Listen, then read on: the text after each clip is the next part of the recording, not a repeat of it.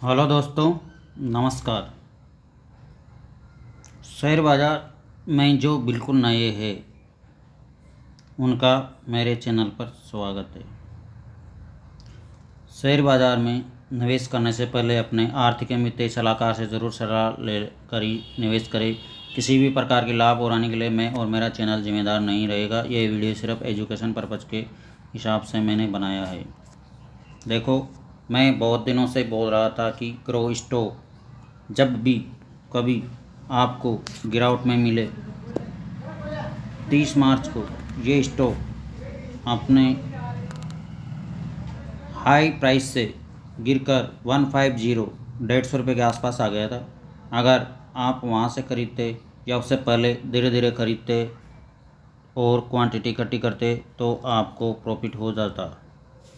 Grow का stock अभी मैं बता रहा हूँ, एक वीक पहले ये स्टॉक 166 पर चल रहा था। वहाँ से देखो धीरे धीरे गिरता गिरता गिरता गिरता, ये देखो आप इसमें धीरे धीरे एक एक एक एक भी क्वांटिटी खरीदते, 2-2, 5-5, 10-10, 4-4 खरीदते, ये गिरता गिरता यहाँ पे आ गया था 150 पे आ गया था। ये 30 तारीख को यहाँ पे रुका हुआ था। अगर यहाँ से इस बीच में आप धीरे धीरे स्टॉक करके 50 से 100 स्टॉक भी आप खरीद लेते तो आज अचानक इस स्टॉक में 12 रुपये की तेज़ी हुई है, जो आपको अच्छा मुनाफा बना देती। जब कोई भाई ने इस स्टॉक को ख़रीदा होगा ऊपर के लेवल से, धीरे धीरे गिरावट में धीरे धीरे 100 की क्वांटिटी भी कर ली होगी तो उसको 1000 से लेकर कम से कम 500 से लेकर 1000 तक का मुनाफा आराम से हो जाता है। इसलिए स्टॉक में तभी निवेश करें जब वो नीचे गिरावट में मिले। हाई प्राइस पे बाइंग नहीं करना चाहिए, नहीं तो आपको 100% लॉस लगेगा। इस कंडीशन में मुनाफा बहुत ही कम होता है। स्टॉक में जब भी निवेश करना है जब वो गिर जाए अपने हाई प्राइस, और स्टॉक अच्छा होना चाहिए कि ग्रो का स्टॉक मूवमेंट अच्छी करता है तो इसमें पैसा बन जाता है। मूवमेंट नहीं करता है तो फिर थोड़ा मुनाफा बनने में टाइम लगता है। इसके थोड़ा इसमें रिसर्च भी करना चाहिए, टेक्निकल इसका देखना चाहिए। यहाँ से इसमें थोड़ा थोड़ा आप चीज़ें देख सकते हो। किसी भी शेयर की इसकी RSI अभी 50 चल रही है।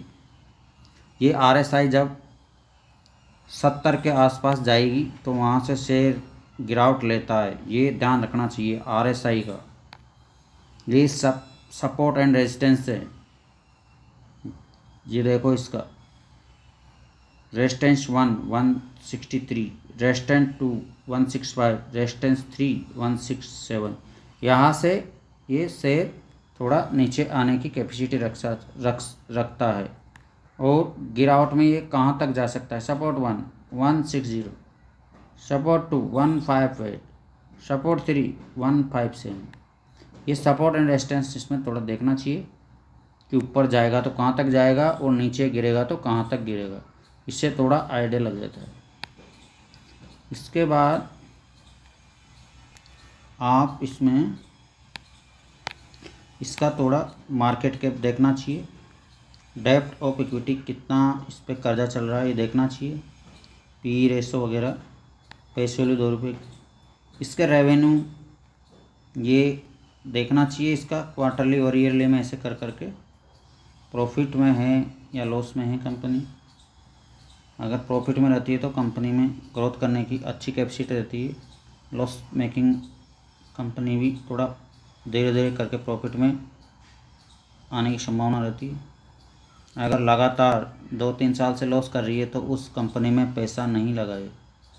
इसका एक गूगल पे जाके स्कैनर में किसी भी स्टॉक का नाम डालकर वहाँ पर रिसर्च कर सकते हैं। इसकी पूरी बैलेंस शीट आ जाती है, क्योंकि इनके हर क्वार्टरली रिजल्ट आते हैं। तो कोई भी कंपनी 4-5 क्वार्टर में अगर घाटा लग रहा है तो थोड़ा उसमें पैसा लगाने से बचे। रेगुलर अगर घाटे में जा रही है तो कंपनी का बिजनेस भी देखना चाहिए कि काम क्या करती है। अगर कंपनी अच्छी है तो वो प्रॉफिट में आ जाती है, उसमें डरने की ज़रूरत नहीं है अगर जिस कंपनी का बिजनेस अच्छा है। ऐसे आप स्टॉक में इनके नीचे थोड़ा रिसर्च करना चाहिए। शेयर होल्डर पैटर्न भी देखना चाहिए। अभी इसमें FII 55 है। जिस किसी स्टॉक में FII अच्छे हों, प्रमोटर अच्छे हों, म्यूचुअल फंड वाले अच्छे हों तो वो कंपनी में विश्वास कर सकते हैं। जैसे टॉप म्यूचुअल फंड, इसमें 4 म्यूचुअल फंड है, 3 मोतीलाल ओसवाल के, एक HSBC large cap and mid cap fund है जो कि इन्होंने भरोसा जताया। इससे अपने को आइडिया लग जाता है कि ये स्टॉक ऊपर जा सकता है। शेयर होल्डर पैटर्न देखना चाहिए, ये चीज़ें देखना चाहिए, प्रॉफिट है लॉस है कंपनी, सब चीज़ें देखना चाहिए। और ज़्यादा जानकारी के लिए इसको गूगल पे जाकर स्कैनर में इसका नाम डालकर वहाँ पे पूरी बैलेंस शीट देख सकते हैं। इसकी पिछली 4-5 साल की बैलेंस शीट इसकी आराम से अपन देखकर इसका रिसर्च कर सकते हैं। शेयर बाज़ार में वही पैसा लगाए जो आपके 2 से 3 साल तक काम में नहीं आ रहे, क्योंकि स्टॉक में उतार चढ़ाव होता है, कभी घाटे में भी चला जाता है, कभी प्रॉफिट में भी आ जाता है, ऐसे ऊपर नीचे होता रहता है। इसलिए डरना नहीं चाहिए, वही पैसा लगाए इसमें जो आपके काम नहीं आ रहा। बीच में अगर आपको ज़रूरत पड़ेगी तो फिर लॉस में बेच के निकलना पड़ेगा, तब आपको घाटा लगेगा। जब तक नहीं बेचोगे तब तक आपका घाटा नहीं माना जाएगा। इसलिए ग्रो स्टॉक में आप अपनी एनालिसिस के आधार पर इसमें कारोबार कर सकते हो। इसमें इंटरडे भी कर सकते हो, इंटरडे के लिए भी अभी अच्छा चल रहा है, आप अपने हिसाब से इसमें काम कर सकते हो। सस्ते स्टॉक भी है 50 रुपये तक के, उनमें भी आप पैसा लगा सकते हो, लेकिन उनमें थोड़ा तेज़ी धीरे धीरे बनती है। अभी बहुत सारे अच्छे अच्छे स्टॉक गिरे हुए हैं, उनमें ही पैसा लगाए, दिग्गज शेयरों में पैसा लगा ले, क्वालिटी वाले पैसों शेयर में पैसा लगाए। HDFC बैंक अभी डिस्काउंट पे चल रहा है, बजाज फाइनेंस डिस्काउंट पे चल रहा है, रेलवे के सभी शेयर डिस्काउंट पे चल रहे हैं, एनर्जी सेक्टर के शेयर डिस्काउंट पे चल रहे हैं। एनर्जी सेक्टर में आगे अच्छी उम्मीद दिखती है। जिन भाइयों को गोल्ड और सिल्वर में निवेश करना है कृपया वो ETF के माध्यम से आप निवेश कर सकते हैं। मैंने पिछले वीडियो में भी बताया था कि जब गोल्ड और सिल्वर के भाव गिरे तो आप ETF के माध्यम से थोड़ा थोड़ा क्वांटिटी इकट्ठी कर सकते हो। गोल्ड में ज़्यादा भरोसा है, 5 से 10 साल के लिए लॉन्ग टर्म के लिए आप लगा सकते हो, बने रह सकते हो। जब जब गिरावट हो थोड़ा थोड़ा क्वांटिटी ऐड करके रख सकते हो। सिल्वर में थोड़ा रिस्क ज़्यादा रहता है, इसका प्राइस बहुत ही ज़्यादा मूव करता है अप डाउन, इसलिए सिल्वर में थोड़ा संभल कर निवेश करें। लॉन्ग टाइम में इनके भाव ऊपर ही जाएंगे, इतना नहीं गिरेंगे, ये सभी को भली भांति पता है कि पिछले 2 सालों में गोल्ड और सिल्वर के भाव इतने बढ़े हैं जो 70 सालों में भी नहीं बढ़े हैं। तो आप गोल्ड और सिल्वर ETF में ये 2 साल के भावों को देखकर आप अनुमान लगाकर इनमें निवेश कर सकते हो कि आने वाले भविष्य में इनके भाव ऊपर कहाँ तक जा सकते हैं।